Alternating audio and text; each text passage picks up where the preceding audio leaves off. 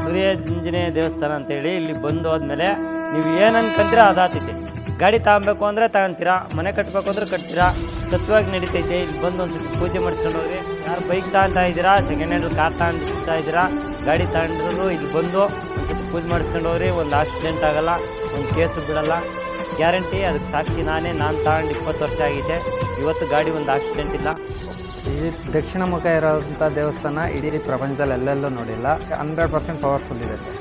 ನಾವು ಸುಮಾರು ಬೇರೆ ಕಡೆ ದೇವಸ್ಥಾನಕ್ಕೆ ಹೋಗಿದ್ದೀವಿ, ಅಲ್ಲಿಗಿಂತ ಇಲ್ಲಿ ಈ ಪ್ಲೇಸು ಭಾಳ 100% ಪವರ್ಫುಲ್ ಆಗಿದೆ.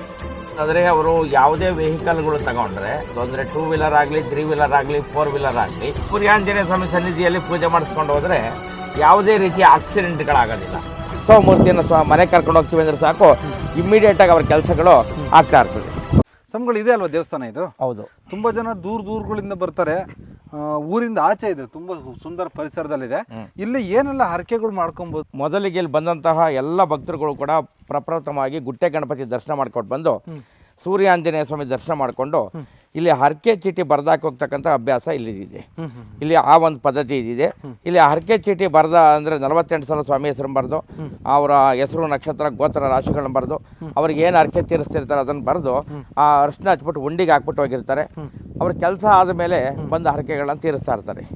ಇಲ್ಲಿ ಯಾರು ಮನೆಗಳನ್ನು ಕಟ್ಟಬೇಕು, ನಾವೊಂದು ಸ್ವಂತ ಮನೆ ಮಾಡ್ಕೋಬೇಕು ಅಂತ ಆಸೆ ಇರ್ತದೆ, ಅವರು ಗೃಹ ಪ್ರವೇಶದ ದಿನ ನಾವು ಉತ್ಸವ ಮೂರ್ತಿಯನ್ನು ಮನೆ ಕರ್ಕೊಂಡು ಹೋಗ್ತೀವಿ ಅಂದರೆ ಸಾಕು, ಇಮ್ಮಿಡಿಯೇಟಾಗಿ ಅವ್ರ ಕೆಲಸಗಳು ಆಗ್ತಾ ಇರ್ತದೆ. ದಕ್ಷಿಣಾಭಿಮುಖವಾಗಿರೋಂಥ ಏಕೈಕ ದೇವಸ್ಥಾನ ಅಂತ ಕೇಳಲ್ಪಟ್ವಿ. ಹೌದಾ? ಈ ಥರ ದೇವಸ್ಥಾನ ಎಲ್ಲೂ ಇಲ್ವಾ ಹಂಗಾದ್ರೆ? ಇಲ್ಲ, ಅಂದರೆ ದಕ್ಷಿಣಾಭಿಮುಖವಾಗಿರ್ತಕ್ಕಂಥವು ತುಂಬ ಕಡಿಮೆ ಇದೆ. ಎಲ್ಲಿ ದಕ್ಷಿಣಾಭಿಮುಖವಾಗಿರ್ತಾನೆ ಅಲ್ಲಿ ವಿಶೇಷವಾದ ತುಂಬ ಪವರ್ ಜಾಸ್ತಿ ಇರುತ್ತೆ. ಅಲ್ಲಿ ಏನಂತಂದರೆ ಆಂಜನೇಯನಿಗೆ ಶ್ರೇಷ್ಠ ದಿಕ್ಕು ದಕ್ಷಿಣ ದಿಕ್ಕು. ಹೀಗಾಗಿ ದಕ್ಷಿಣಾಭಿಮುಖವಾಗಿರ್ತಕ್ಕಂಥದ್ದು ಒಂದು ವಿಶೇಷವಾದ ಒಂದು ದೇವಸ್ಥಾನ. ಇನ್ನೂ ಒಂದು ಏನಂತಂದರೆ ಸೂರ್ಯ ಮತ್ತು ಆಂಜನೇಯ ಒಟ್ಟಿಗೆ ಇರ್ತಕ್ಕಂತಹ ವಿಶ್ವದ ಏಕೈಕ ದೇವಸ್ಥಾನ. ಈ ಥರ ಬರಿಬೇಕಾ? ಈಗ ನೀವು ಚೀಟಿ ಕೊಡ್ತೀರಿ, ಇದರಲ್ಲಿ 48 ಸಲ ಸ್ವಾಮಿ ಹೆಸರನ್ನು ಬರೀತಾರೆ. ಹೆಸರು, ನಕ್ಷತ್ರ, ಗೋತ್ರ, ರಾಶಿ ಎಲ್ಲ ಬರೆದ್ಬಿಟ್ಟು ಮತ್ತೆ ಅವ್ರಿಗೆ ಏನು ಹರಕೆ ತೀರಿಸ್ತಾರೋ ಅದನ್ನು ಕೂಡ ಲಿಸ್ಟ್ ಇದೆ ಇಲ್ಲಿ. ಅಂದರೆ ಹರಕೆ ತೀರಿಸೋದನ್ನು ಯಾವ ರೀತಿ ಹರಕೆ ತೀರಿಸ್ಬೋದು ಅಂತೇಳಿ. ಈಗ ನೋಡಿ, ಅವ್ರು ಏನಾದ್ರೂ ಇಲ್ಲಿ ಅವ್ರು ಹುಟ್ಟಿದ ಹಬ್ಬದ ದಿನ ಏನಾದರೂ ಅವ್ರ ಕೆಲಸಗಳಾದರೆ ಪ್ರತಿ ವರ್ಷ ನಾನು ಹುಟ್ಟಿದ ಹಬ್ಬದ ದಿನ ಅನ್ನದಾನ ಮಾಡ್ತೀವಿ ಅಂತಲೋ, ಅಥವಾ ಹನುಮ ಜಯಂತಿ ದಿವಸ ಮತ್ತು ಪ್ರತಿ ವರ್ಷ ಹನುಮ ಜಯಂತಿನಲ್ಲಿ ಮತ್ತು ರಥಸಪ್ತಮಿ ಟೈಮ್ನಲ್ಲಿ ಮಾಲೆಗಳನ್ನ ಹಾಕ್ತಾ ಇರ್ತಾರೆ. ಇಲ್ಲಿ ಮಾಲೆ ಹಾಕೋ ಬರ್ತೀವಿ ಅಂತ ಹರಕೆ ಮಾಡ್ಕೊತಿರ್ತಾರೆ. ಅದೇ ರೀತಿಯಲ್ಲಿ ನನಗೆ ಗೌರ್ಮೆಂಟ್ ಕೆಲಸ ಸಿಕ್ಕರೆ, ನನಗೇನು ಗೌರ್ಮೆಂಟ್ ಕೆಲಸ ಸಿಕ್ಕರೆ ನಾನು ನಡ್ಕೊಳ್ತೀನಿ ಅಂತ ಅರ್ಕೆ ಮಾಡ್ಕೊಳ್ತಾ ಇರ್ತಾರೆ. ಮತ್ತು ಮನೆ ಕಟ್ಟಿದರೆ ಗೃಹ ಪ್ರವೇಶ ದಿನ ಸ್ವಾಮಿ ಕರ್ಕೊಂಡು ಹೋಗ್ತೀವಿ ಅಂತ ಅರ್ಕೆ ಮಾಡ್ಕೊಳ್ತಾ ಇರ್ತಾರೆ.